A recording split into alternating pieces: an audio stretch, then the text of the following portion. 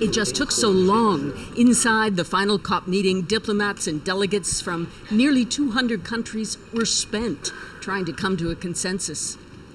It's 5 in the morning. Most of these delegates have been negotiating for the better part of 3 days. They're exhausted, but they're still looking at text, trying to get this agreement across the line.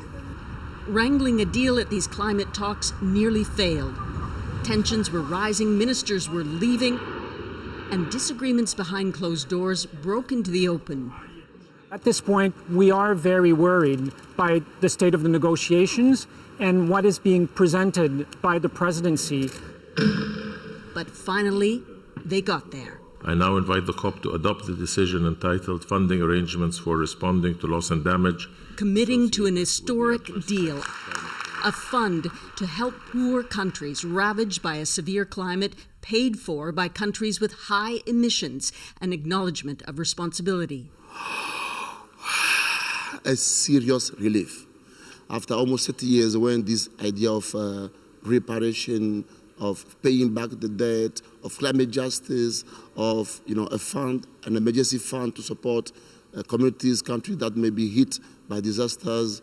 A big win for developing countries, but other players left dissatisfied. Mr. Timmerman, we're from Canada. The European Union, echoed by Canada, urged tougher efforts to curb CO2 emissions. We don't speed up the reduction of our emissions. There's no amount of money on this planet that can pay for all the loss and all the damages that will be there. And a push to phase down oil and gas was blocked. Many don't want this topic to be raised. I'm thinking about Saudi Arabia. I'm thinking about Iran. I'm thinking about Russia. So COP27 officially ended Sunday with mixed success, just as the baking sun was waking up over the Red Sea. Susan Ormiston, CBC News, Sharm el-Sheikh, Egypt.